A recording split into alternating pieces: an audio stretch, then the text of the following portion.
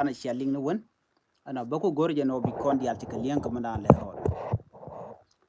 ka jari poda me kamen chalat gwase me kanongiye ken yaman walle shankara ka pay bakel ronki na dangro wide jandangro wide bakel bi kori poda na chalat honorable potkang jo dan chalat gwalo ge dan cha nan gwalo ke ko luk cha je luk ano ka chenga kel ka pay bakel ronki dangro bakel le wiki juba ban madan le roda gwase ban je linkel no ngumi ci tuok no bi kono ken kon wen ya mi jira ma jidit gwas ma kono online tv go rejen o jender channel de support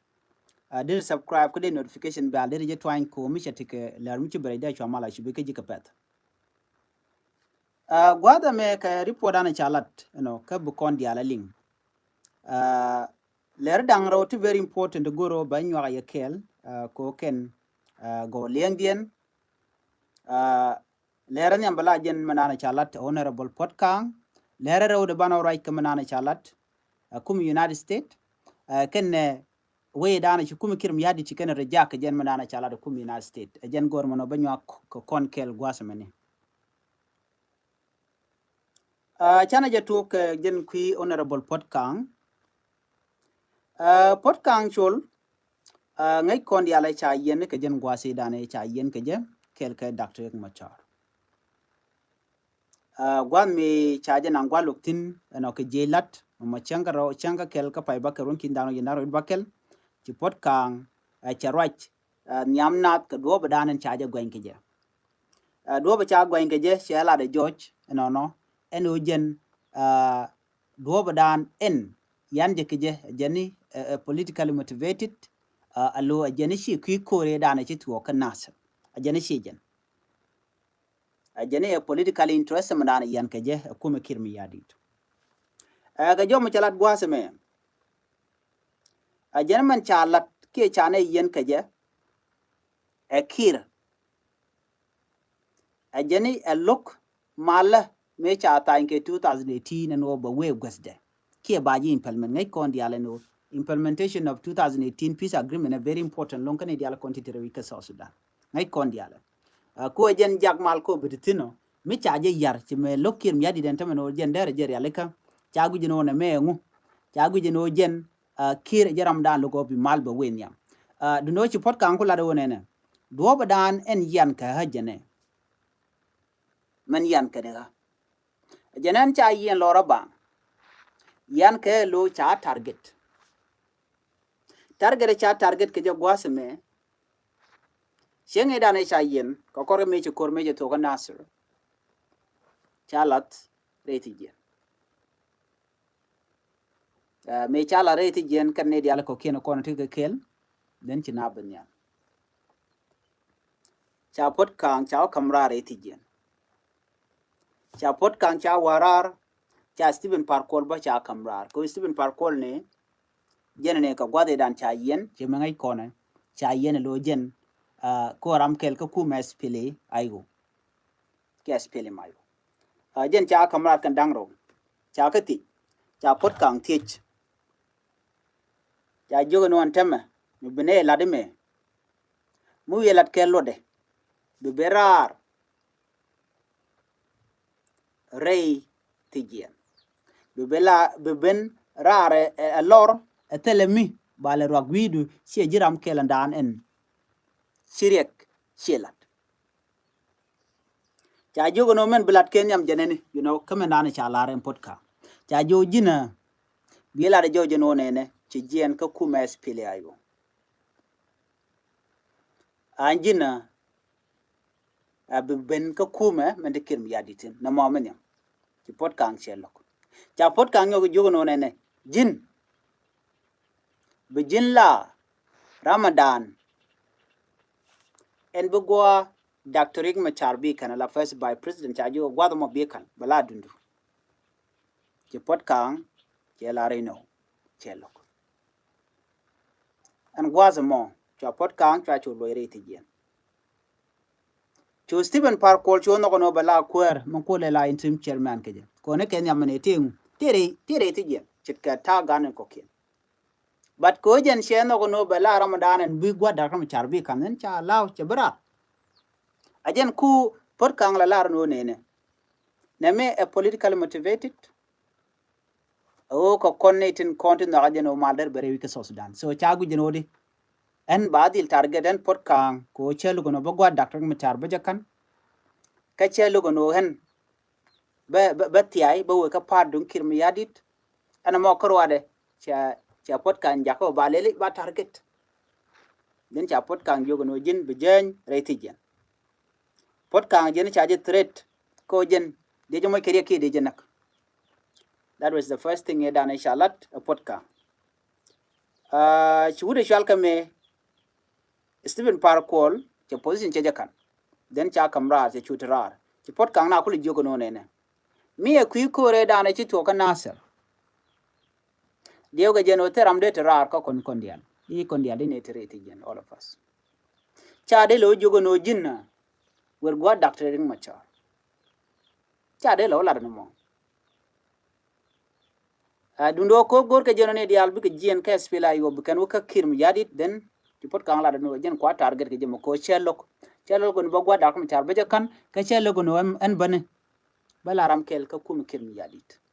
Joen cha target so na me a political motivated chen gwa first vice president Dr. Machaten chena dekan ko jana kwara ka jaram dan la kwara bana ka kuñ mi chit kana mo a jene jen decision da ne cha kan gwa da mo jene chu believe no jen kwa je target ko chelu go no bo gwa Dr. Machar bu jakan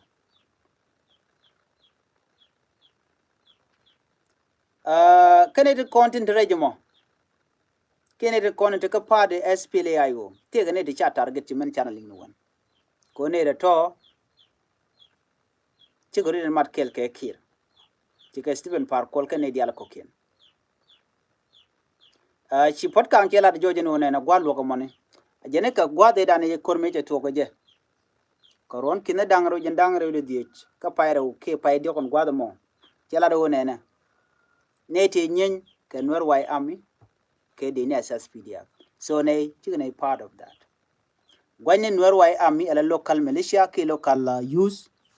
kan yin do ke de ne SSPDF chikane che wona mo kel ajene kan involved tel kur Michel Ter and winimi tel mobilization michelat tel ne te bo te mo ke yono yene wi anyi ke kume kir mi yadi ke de ne SSPDF so na mo chela de jene ne kwane target ko kon tene ko kume SPLAIO chela de jene wona ne kwane target ko kon chung ne ka kon lo yel ka Dr. Machar so kuje mo jene jen do dan le rode jen chela de no ken all the charges tin chala do chine na nek cha me cha ka kan jo na makeliu mi chi we ka siasa chete ka ngode kon roi na rudin ke kon ngone kane committed ka 2018 peace agreement da ne cha tan Dr. Ring Macha so na me akel michalat gwad da ne chroitin jene tel yuri kan ga top ano tel mi je mu kana lat ano chela te diala content cha gwen ga ke ka ni tel mu to mulat mitetin so na me de no ngaje no na me jonga a jow pot kang mi chalat ke chenye dan jene tele jele dwer ka te kono chudi lat jen kwa je target ko chelo gono ba gwa Dr. Machar ba jakan ka chelo gono jen ana ba betiay bu ka ki kirmi yadit ko kuje mo cha pot kang cha je luk ka jen changa mo cha luk mo cha nyok mu yot ka jen yam alo changa do dien bu kon jo dana ba lo lung nyok mu dong ba te ka more evident nyu do pot kang che der che la dong ba ga le nung ki ba ga nung gwa lok right now am right kone tele mi chal ke der mi chalat en pot kang ka tin diala kone lade ko joj ken kan dial tarin ke lu joje che gwani ne den konte to ko kor ka nasir ano na right ke chol ton ba long ne te konte nang ke dich che right ke ki Dr. Bolmel la vice president ken de kon non ke kum yu gana wana nak na che right ke ki wuri chal pol nang a part of ne te konte wana nak che right ke ki Michael Makwelwet ken de kon e wana nak ken de ti awene ke wuri chal ke Dr. Lumoro ken de continue contribute ko biso Sudan but kor ke chimal chi ben ke ken de kon go jeno ba peace ba ji implement dio je la kon dial malalat ke Michael Makwelwet da kon ali raja je no jeno jen tela mal mu gore de bere wi ka Sudan so ne me de jenaling ka ta dan en china mo je tuo ko je ka kuje mone cha lu cha je kap jok ko ba je lo lu ke chang do dien wana ka another report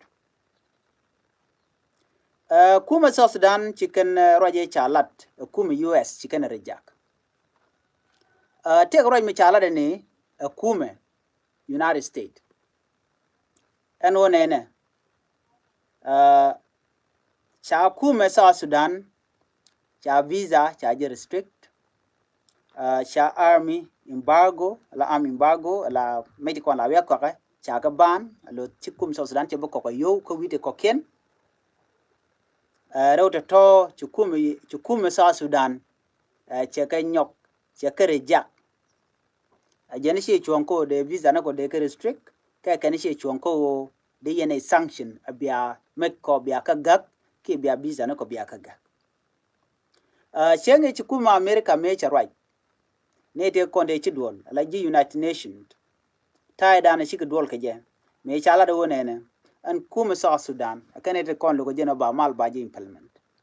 ramdan logo bi mal be nga e kim yadi so ko kije mo cha kir cha yi jogo no jini jenji ramdan an yer mal re wi ka South Sudan